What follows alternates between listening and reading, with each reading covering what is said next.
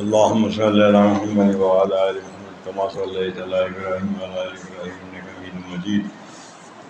اللهم بارك على محمد وعلى آل محمد كما باركت على إبراهيم وعلى آل إبراهيم إنك حميد مجيد. بسم الله الرحمن الرحيم. فجاءه الملك فقال اقرأ فقال قلت ما أنا بقارئ فأخذني فغتني حتى بلغ منا الجهد جهد ثم أرسلني فقال اقرأ فقلت ما أنا بقارئ فأخذني فغتني الثانية حتى بلغ مني الجهد ثم أرسلني فقال اقرأ فقلت ما أنا بقارئ فأخذني بالثانية فغتني الثانية حتى بلغ من الجهد ثم أرسلني فقال اقرأ فقلت ما أنا فغتني الثالثة ثم أرسلني فقال اقرأ باسم ربك الذي خلق الإنسان من علق اقرأ وربك الأكرم.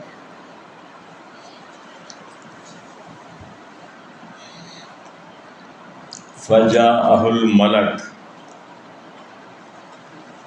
وہ ضمیر راجع ہے نبی علیہ السلام کی طرف. فجاء، نبی علیہ السلام کے پاس آیا. الملک، الف لام عہد خارجی، ملک سے مراد جبریل امین، عام ملک نہیں. کہ 24,000 مرتبہ جبریل امین نبی علیہ السلام کے پاس آئے تو کہا اقرا پڑھ. نبی علیہ السلام فرمایا ما انا بقارئ. اب سوال ہے کہ اقرا تو یہ امر کا صیغہ ہے. جبریل کو معلوم تھا کہ نبی علیہ السلام پڑھا ہوا نہیں، تو پھر کیوں آپ کو امر کیا پڑھنے کا؟ یہ تو تکلیف مالا یطاق، یہ ہے سوال.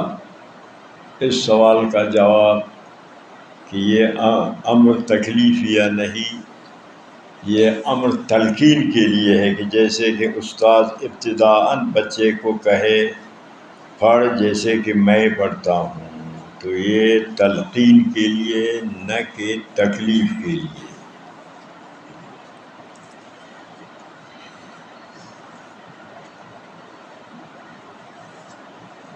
تو جبریل امین فغتنی، مجھے بغل میں پکڑ کر دبایا. حتی بلغ من الجہد، بضم الجیم جہد، بفتح الجیم جہد، بفتح الدال. اتنا بغل میں دبایا کہ جبریل کو تکلیف ہو گئی.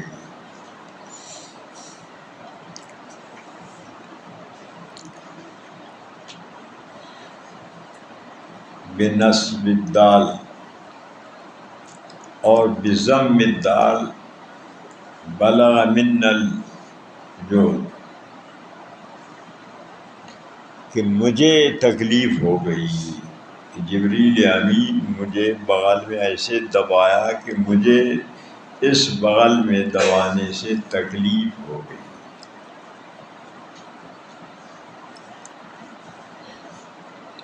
اب یہاں سوال وارد ہوگا،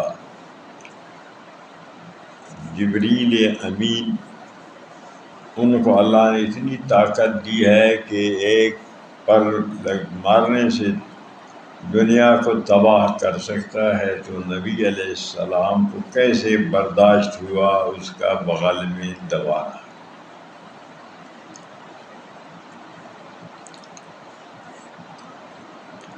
اس سوال کا جواب یہ ہے کہ اس وقت نبی علیہ السلام جبریل اپنے ملکیت کے کیفیت سے نکل کر انسانی کیفیت میں شکل میں آیا، تو ان کی اس وقت طاقت بھی انسانی طاقت، ملکیت والا طاقت نہیں تھا، تو انسان کی طاقت کو برداشت کر سکتا ہے۔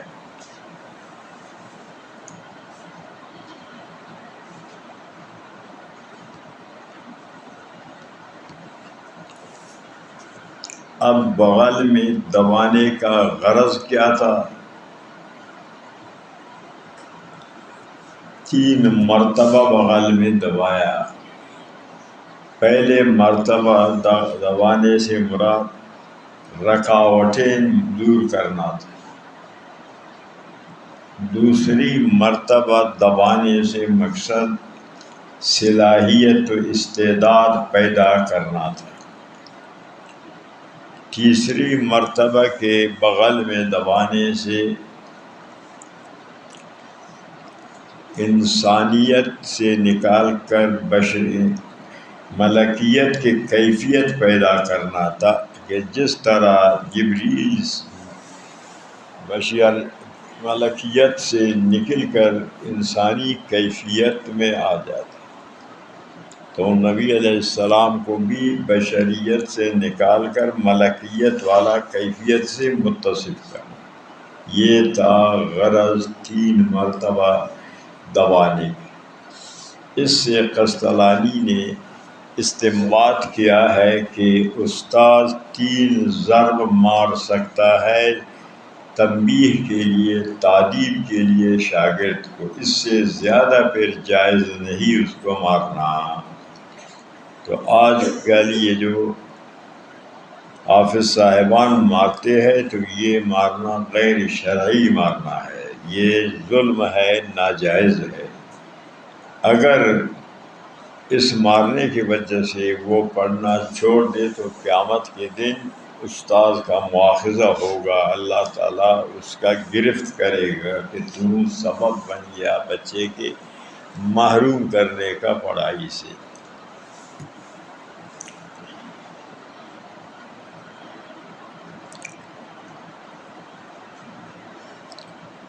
تیسرے مرتبہ دبانے کے بعد فقال اقرأ باسم ربک، جبریل نے نبی علیہ السلام کو یہ 5 آیتیں سورہ علق کے نازل کر کے آپ کو پڑھایا۔ ان 5 آیاتوں کے پڑھانے کے بعد آپ کو وضو سکھایا اور آپ کو 2 نمازیں، فجر کی 2 رکعت، عصر کی 2 رکعت سکھایا، پھر 3 سال تک وحی بند ہو گئی۔ اسرافیل کو اللہ تعالیٰ نے مقرر کیا کہ نبی علیہ السلام کو وہ کلمہ سکھاتے تھے۔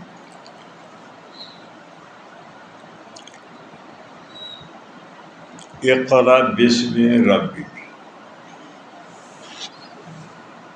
اب یہاں سوال وارد ہوتا ہے کہ اللہ تعالیٰ کا اسم ذاتی اللہ ہے، باقی جو اسماء ہے وہ صفاتی ہے، ذاتی نام کو ذکر نہیں کیا، اسماء صفات میں سے رب کو ذکر کیا، اس اقرأ باسم ربک، ذاتی نام کو چھوڑ کر صفاتی نام کو ذکر کیا، اس کی کیا وجہ ہے؟ یہ ہے سوال۔ اس سوال کا جواب کہ علم پڑھنا فرض ہے،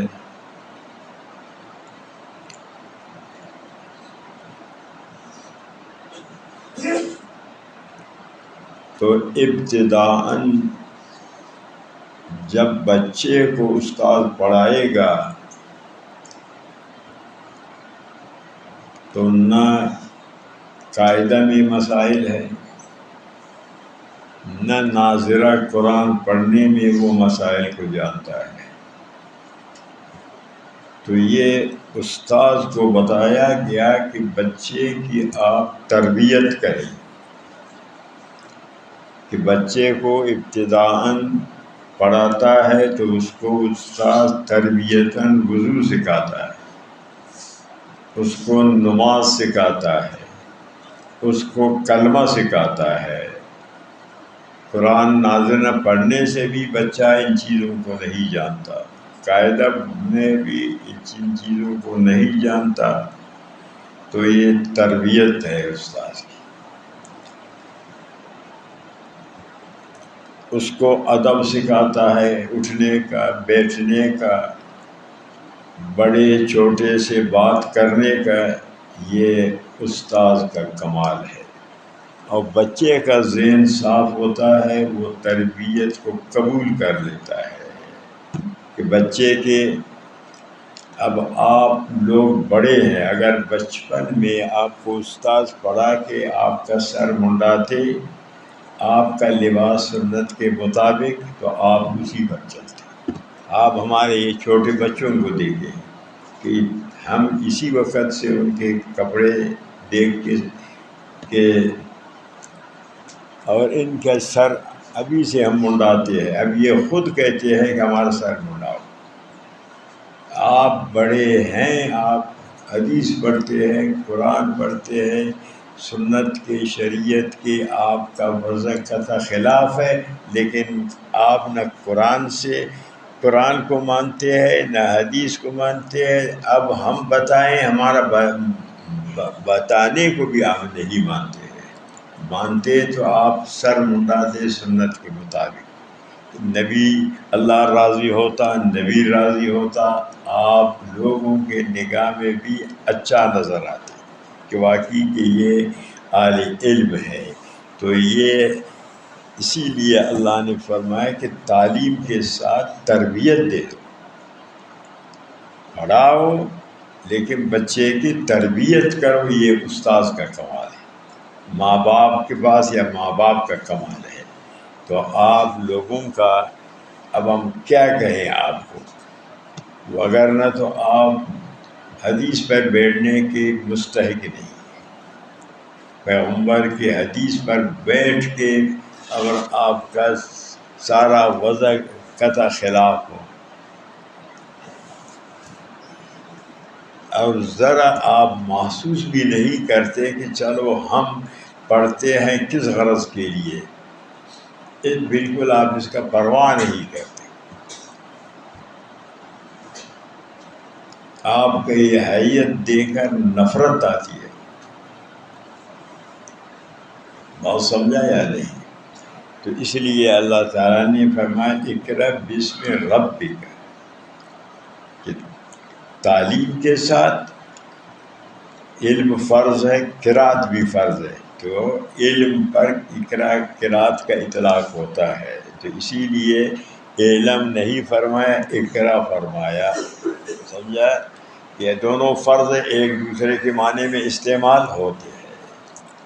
احفظ نہیں، حفظ فرض نہیں، تو حفظ کا لفظ اللہ نے استعمال نہیں کیا ہے۔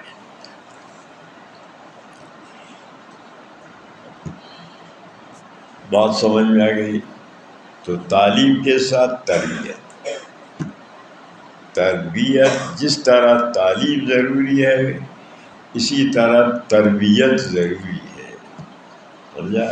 تو پہلے زمانے میں تو عالم کم ہوتے تھے، بڑے بڑے عالم ہوتے تھے، تو ابتداءً وہ طالب علم کا تربیت کرتے، سمجھا؟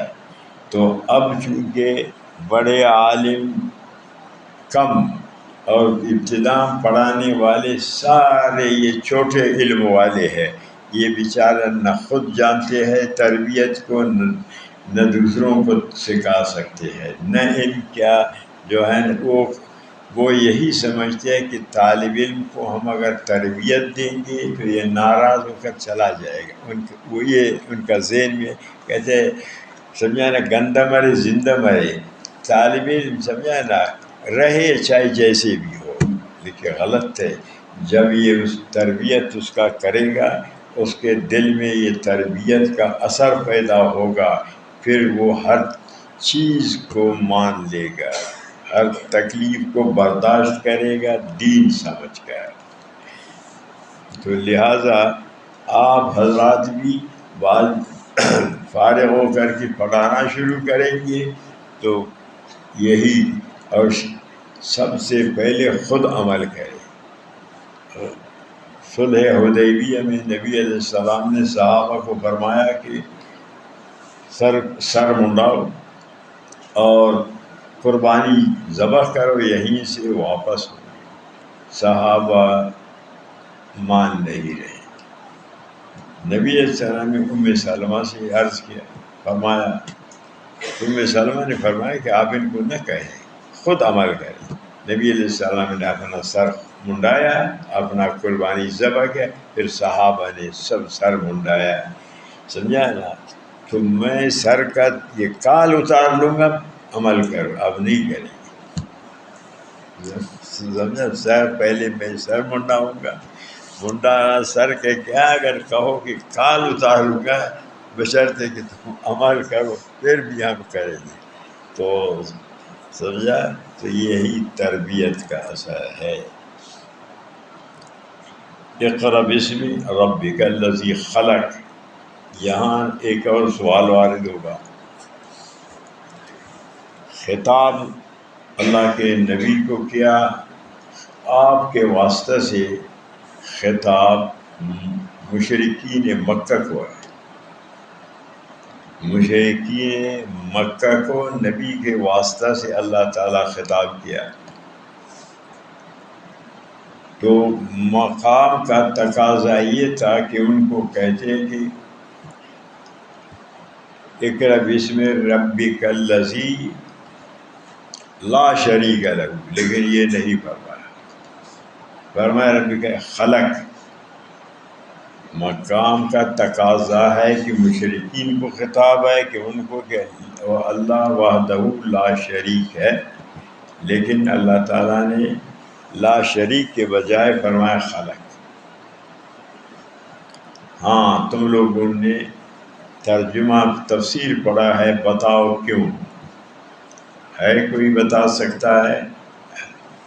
تو تفسیر بھی اسی طرح پڑھا جیسے یہاں لوگ، سمجھا نا۔ اس وقت بھی آپ لوگوں کا یہی حال ہوگا، تھوڑا قرآن سمجھنے کے لیے گئے ہیں کہ ہم قرآن کو سمجھیں، سمجھ رہا ہے؟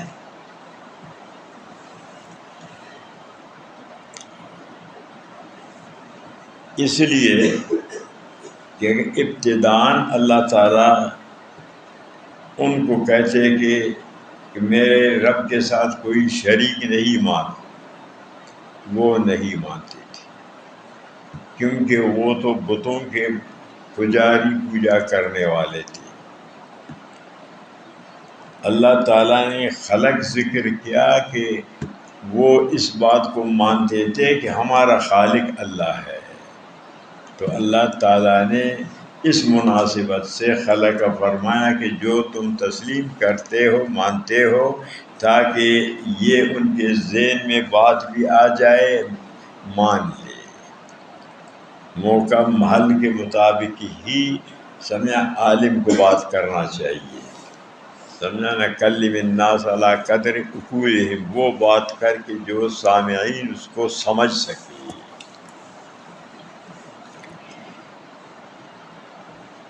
امام ظفر رحمۃ اللہ علیہ امام صاحب سے آ کر کہا کہ میں آپ کا مذہب بیان کرتا ہوں، لوگ قبول نہیں کرتے۔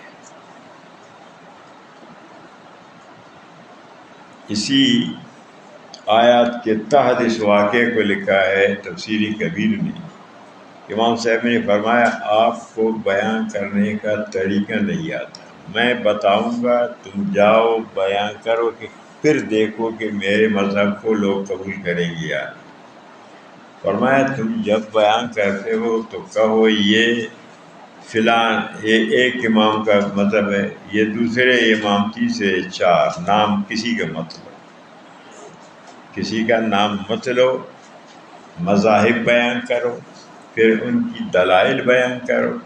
اب لوگوں سے پوچھو کہ ان دلائل کے روح سے کون سا مذہب تمہیں قبول ہے۔ جب وہ کہیں گے فلانا، پھر اس کے بعد کہو کہ یہ فلانے کا مذہب ہے۔ آپ پہلے کہیں گے تو انسان کی ذاتیات ہوتے ہیں، حسد ہوتا ہے، حسدن ذاتیاتن، وہ مانتا نہیں، سمجھا؟ کہ جب پہلے مانے گا تو بعد میں انکار سے شرمائے گا، سمجھا؟ تو طریقہ ہوتا ہے موقع محل کے مطابق بیان کرنے کا۔ تو اس لیے اللہ تعالیٰ نے ان کے حالات کے مطابق وہ چیز ان کے لیے بیان کیا جس کو وہ مانتے تھے اور سمجھتے تھے۔ بات آ گئی بھائی، سمجھ میں آنی؟ اچھا، اب میں اب کون سے کتاب پڑھا رہا ہوں؟ ہاں، بخاری شریف۔ تو یاد پڑھا رہا ہوں یا کتاب سامنے ہے؟ نہیں، میرا لحاظ مت کرو، صحیح کہو، یا تمہیں کتاب نظر نہیں آ رہا، سامنے ہے، ٹھیک ہے نا؟ یاد پڑھا رہا ہوں بخاری۔ تو بعض ایسے طالب ہیں کہ کہتے ہیں ہمیں کہ مفتاحلو مت جاؤ، وہاں پڑھائی نہیں۔ میں بخاری یاد پڑھا رہا ہوں، کہتے ادھر مت جاؤ، پڑھائی نہیں ہے۔ تو دوسروں کو دیکھو کہ بخاری ان کے سامنے رکھا ہوا پڑھا رہا ہے یا یاد پڑھا رہا ہے، سمجھا؟ تو پھر بھی یعنی حسد کی وجہ سے روکتے ہیں۔ بہت سے ایسے طالب علم کہتا ہے کہ ہمیں روکتے تھے، جب ہم ادھر آئے ہم افسوس کرتے ہیں کہ پہلے کیوں نہیں آئے۔ آپ لوگوں کو بھی کچھ نہ کچھ ہے، ایسا نہیں ہے، آپ بھی سنتے ہوں گے بات، ہاں ہے نا؟ ہاں، سمجھے؟ تو یہ حسدن ہوتا ہے، ذاتیات کے طور پر ہوتا ہے۔ تو امام صاحب سے بھی حسد ذاتیات کے طور پر، جبکہ امام ابو حنیفہ رحمۃ اللہ علیہ کے دلائل آ گئے تو سب نے مان لیا۔ تو اسی لیے اللہ تعالیٰ نے شرک کا ذکر یہاں نہیں کیا کہ یہ پہلے سے نفرت کر رہے، نہیں مانیں گے، وہ بات ان کے سامنے کہ جس کو وہ مانتے ہیں۔ بات سمجھ میں آ گئی؟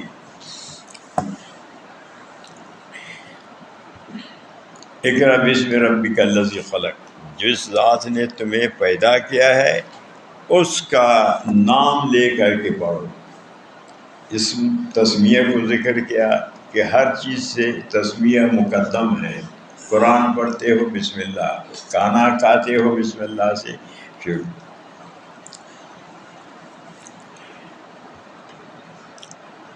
اقرأ وربک الاکرم، اقرأ بسم ربک خلق، خلق الانسان، اقرأ وربک الاکرم، دو جگہ اقرأ ذکر کیا ہے،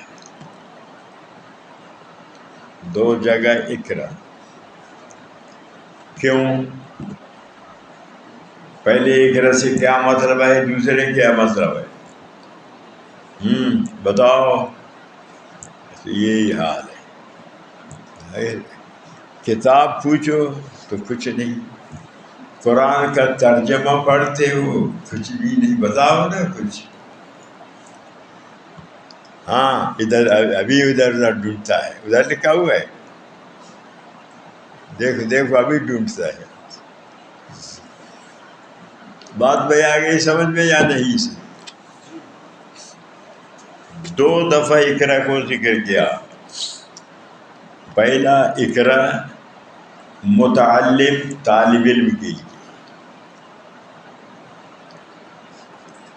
سمجھا گیا، اور دوسرا اقرأ استاد کے لیے۔ پہلا اقرأ طالب علم کے لیے پڑھو، دوسرا اقرأ استاد کے لیے ہے پڑھاؤ، سمجھا گیا۔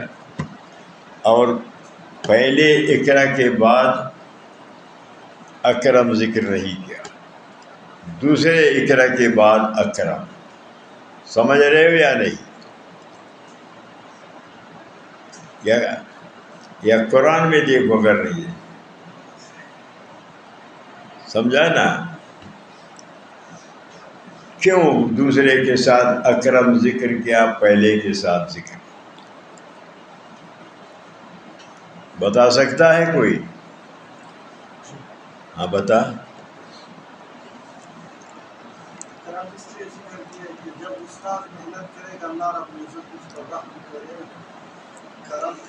یہ کس تفسیر نے لکھا ہے؟ مجتہد ہے نا اپنے طرف سے.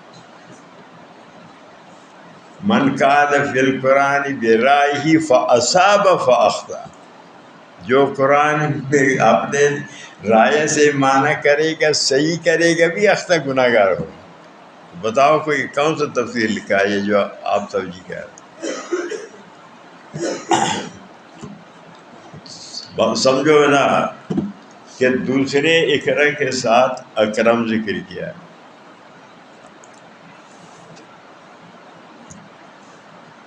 تفسیر کبیر امام رازی رحمۃ اللہ علیہ لکھا ہے اکرم افادۃ ما ینبغی لا لعوض، افادۃ ما ینبغی دوسرے کو فائدہ پہنچاؤ، لا لعوض بغیر عوض، کہ استاذ پڑھائے بغیر عوض کے پڑھائے، پڑھانے میں طالب سے عوض نہ لے. سمجھا کہ اللہ تعالیٰ کریم ہے، وہ عوض نہیں لیتا، جو بھی دیتا ہے تو بلا عوض دیتا ہے. تو استاذ پڑھائے گا بلا عوض نہ لے. جیسے کہ آج کل یہ فیس وغیرہ لیتے ہیں، یہ جاہل لوگ ہیں، یہ مولوی نہیں ہے، یہ جاہل ہے، یہ یہود و نصارہ کے چیلے ہیں. سمجھا؟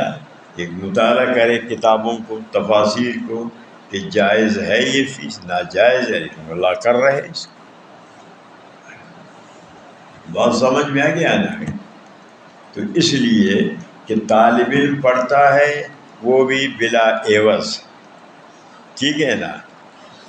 اور طالب علم تو عوض تو اس زمانے میں تو تھا نہیں، ابھی بھی بڑے مدارس میں نہیں ہے. تو یہ استاذ کے لیے کہ استاذ بھی پڑھائے تو بغیر عوض کے پڑھائے. تنخواہ لینا متاخرین فقہاء نے مجبوراً جائز قرار دیا ہے، باقی یہ فیس یہ کسی صورت میں جائز نہیں، حرام ہے. یہ یہود و نصارہ بھی اپنے تعلیم پر یہی عوض لے کر ان کا تعلیم ہی ختم، تورات کی تعلیم ختم، انجیل کے ختم.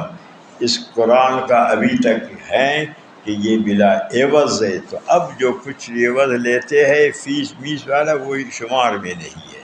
سمجھا نا؟ حساب میں ابھی بھی بڑے مدارس میں فیس نہیں ہے، بلکہ طلباء کو اپنے طرف سے وظیفہ دیتے ہیں. سمجھا نا؟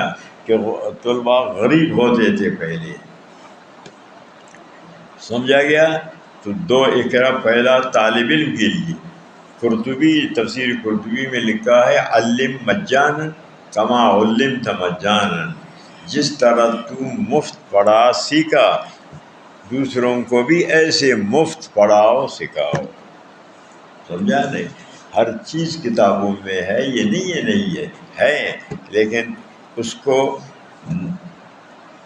یا نہیں جانتے ہیں، مطالعہ نہیں کرتے، اگر جانتے ہیں تو پیٹ کے لالچ میں یہود و نصارہ کی طرح اس کو چھپاتے ہیں.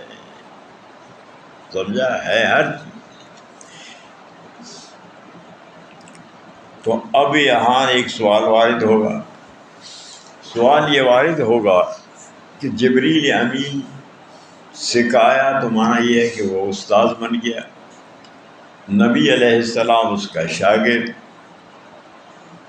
استاذ کا درجہ شاگرد سے زیادہ ہے، حالانکہ نبی علیہ السلام کا تمام کائنات سماوی، ارضی، عرش و کرسی سے بھی آپ کا درجہ زیادہ ہے.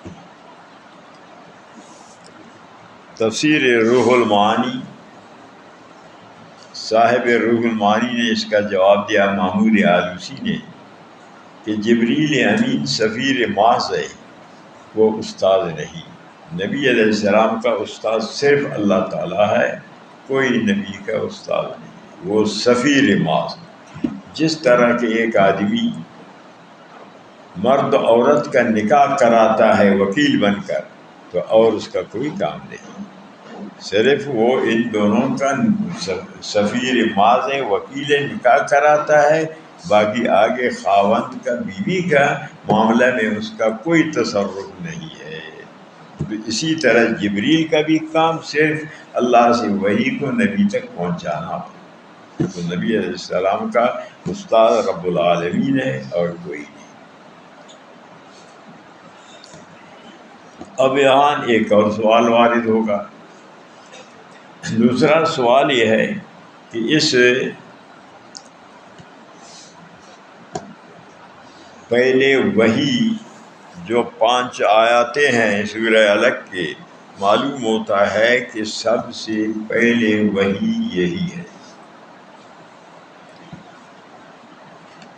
ایک روایت میں ہے کہ سب سے پہلے وحی سورہ فاطمہ ہے، سورہ